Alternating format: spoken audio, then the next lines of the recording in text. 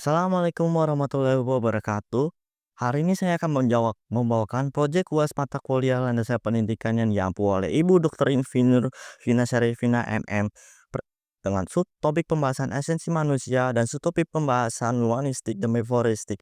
Sebelum itu perkenalkan, nama saya Andika Ardian dengan NIM 1302624034 dari Program Studi Pendidikan Fisika angkatan 2024. Di sini ada ringkasan materinya. Esensi manusia merupakan konsep yang kompleks dan dapat dilihat dari berbagai perspektif seperti esensialisme, psikoanalisis, humanistik, bioforistik, dan Pancasila. Esensi manusia, eksistensi manusia diberi kebebasan untuk menentukan makna hidupnya. Psikoanalisis menekankan pengaruh hubungan bawah sadar. Humanistik fokusnya pada posisi positif. Bioforisme melihat manusia sebagai makhluk yang perilakunya ditentukan oleh lingkungan, dan terakhir Pancasila menggambarkan esensi manusia sebagai makhluk yang memiliki aspek fisik dan spiritual. Learning outcome-nya itu satu, siswa dapat menjelaskan apa yang dipelajari dari 5 esensi manusia ini. Siswa dapat mempelajari si tokoh-tokoh yang melatar belakangi 5 esensi manusia ini. Dan 3, siswa dapat mengetahui kelemahan dan kelebihan dari 5 esensi manusia. Dan 4, siswa bisa mengaplikasikan 5 esensi manusia tersebut dengan baik kehidupan sehari-harinya. Yang terakhir, siswa mengerti apa yang dipelajari dari 5 esensi manusia ini. Topik ketiga yaitu humanistik. Definisi humanistik. Humanistik memandang manusia sebagai makhluk yang memiliki inherent baik dan memiliki posisi unik untuk berkembang serta mencapai aktualisasi diri. Prinsip dasar humanistik, yang pertama posisi manusia dan aktualisasi diri, yang kedua potensi dan tanggung jawab pribadi, ketiga kesadaran dan pengalaman subjektif, keempat nilai-nilai dan makna hidup. Ini adalah tokoh-tokoh humanistik. Yang pertama adalah Abraham Maslow, terkenal dari 1908 sampai 1970. Terkenal dengan teori hierarki kebutuhan yang menekankan pentingnya pemenuhan kebutuhan dasar sebelum mencapai aktualisasi diri. Selanjutnya adalah Carl Rogers dari 1902 sampai 1987, menggambarkan teori terapi bersosial kepada klien yang mengenalkan tingkat hubungan teoretik dan yang empatik dan mendukung untuk membantu individu mencapai potensinya. Ini adalah menurut Abraham Maslow, yaitu hierarki kebutuhan Maslow. Maslow menggambarkan hierarki kebutuhan yang sering digambarkan sebagai piramida dari bawah ke atas. Kebutuhan tersebut adalah kebutuhan psikologi, kebutuhan keamanan, kebutuhan cinta dan kasih sayang, kebutuhan penghargaan, dan terakhir kebutuhan aktualisasi diri yang paling atas. Selanjutnya ada kelas Rogers, yaitu konsep diri positif. Rogers percaya bahwa memiliki konsep diri positif sangat penting untuk kesehatan mental dan pertumbuhan pribadi. Ini melibatkan penerimaan diri, harga diri yang tinggi, dan yang terakhir adalah penerimaan tanpa syarat. Carl Rogers juga mengembangkan aktualisasi diri, yaitu menurut Rogers, aktualisasi diri ada kecenderungan bawaan dalam setiap individu untuk berkembang, tumbuh, dan mencapai kepenuhan pribadi. Ini melibatkan pengembangan potensi, pengajaran, tujuan, dan terakhir adalah pertumbuhan pribadi. Kelebihan humanistik dari segi satu, penekanan pada potensi manusia, fokus pada pengalaman subjektif, ketiga kebebasan dalam tanggung jawab, dan yang terakhir adalah penekanan pada potensi positif individu. Kelemahan humanistik, satu, kurangnya bukti empiris, subjektivitas, dan terakhir tidak efektif untuk semua individu. Subtopik selanjutnya yaitu subtopik keempat, yaitu berjudul beforistik. Definisinya yaitu melihat manusia sebagai makhluk kreatif yang perilakunya dibentuk oleh lingkungan. Teori ini berfokus pada perilaku yang dapat diamati dan menyatakan bahwa manusia lahir dengan kondisi netral tanpa kecenderungan baik atau buruk, dan perilakunya dapat dipengaruhi oleh pengalaman melalui pengkondisian.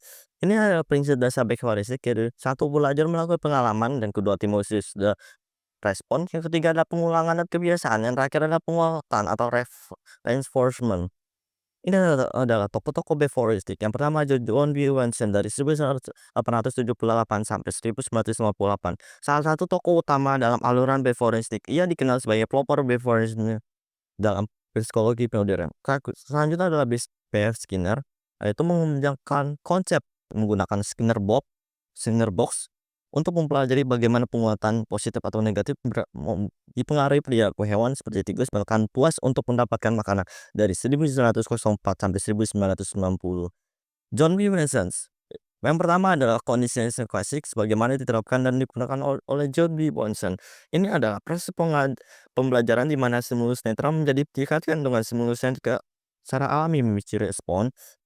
Wilson mengadopsi dan mengembangkan konsep ini dari eksperimen Ivan Fals dengan hewan, tetapi ia menerapkan pada manusia untuk menunjukkan bahwa respon emosi yang bisa dikondisikan. Selanjutnya adalah eksperimen Liesel Albert, mengambil seorang bayi bernama Albert, dan setiap kali pengalaman Albert menunjukkan respon takut terhadap tikus meskipun suara keras tidak hadir. Eksperimen ini menunjukkan bagaimana ketakutan dan respon emosional bisa dipelajari melalui asosiasi, mendukung prinsip bahwa perilaku dapat dibentuk dan dimodifikasikan oleh lingkungan.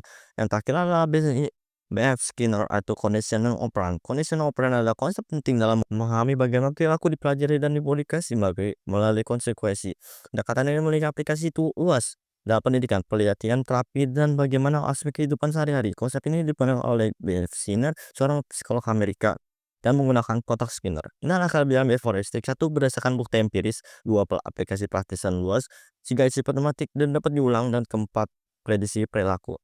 Kelemahan heuristik: satu, mengabaikan proses mental internal. Dua, reduksionalisme atau seringkali dianggap terlalu sederhana. Dan ketiga, kurangnya fokus dan pengalaman subjektif. Keempat dan terakhir itu tidak memperhitungkan faktor Nah, genetik. sementara itu Ini adalah di studi informasi kasusnya selanjutnya tentang yang infrastruktur, kita berujung ketahui perjuangan bahwa siswa minimnya menuju ke infrastruktur ini sekolah. tidak menyurutkan semangat siswa.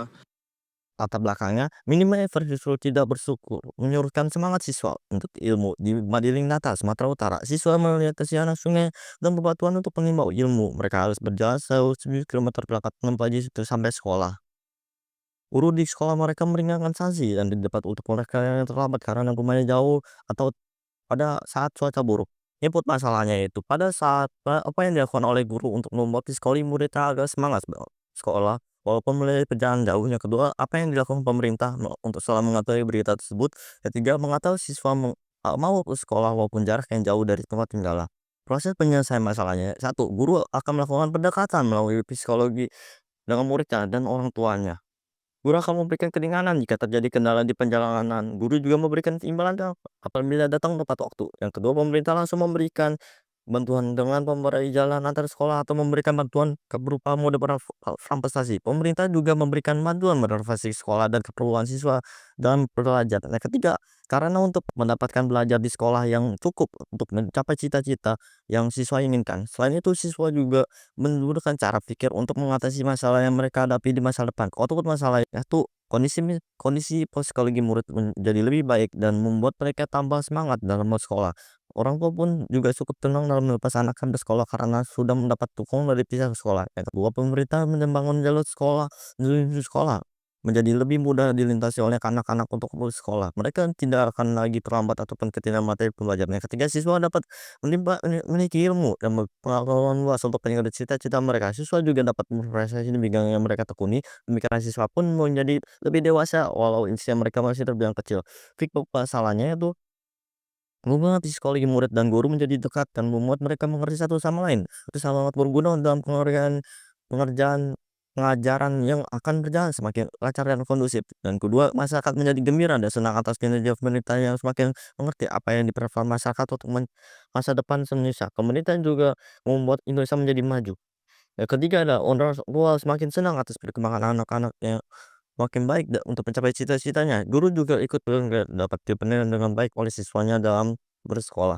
Kesimpulan pertama, humanistik menekankan bahwa setiap individu memiliki potensi untuk berkembang dan mencapai aktualisasi diri. Fokusnya adalah pada pertumbuhan pribadi, kesehatan mental, dan penemuan diri melalui penerimaan diri yang positif, kebebasan pribadi, dan pengalaman subjektif. Abraham Maslow dan Carl Rogers menunjukkan bahwa kebutuhan manusia yang lebih tinggi seperti penghargaan dan aktualisasi diri ada kunci untuk memahami esensi manusia dan mencapai kebahagiaan. Untuk empatik mendukung dalam pendidikan besar juga dianggap sangat penting dalam pendekatan ini. Mungkin individu untuk mengembangkan konsep diri yang positif dalam mencapai aktualisasi diri melalui hubungan antar pribadi yang sehat dalam dukungan sosial. Kesimpulan kedua, Bevoristik yang dipelajari oleh John B. Watson dan B. F. Skinner menekankan bahwa hal perilaku diubah oleh pengaruh lingkungan, oleh proses kondisi yang klasik dan operan menunjukkan bagaimana stimulus dan konsekuensi dari perilaku memperoleh pelajaran dari perilaku. Pre- Memberikan pandangan bahwa perilaku adalah hasil dari pengalaman dan pengaruh lingkungan yang. Ini ada dalam pustakanya.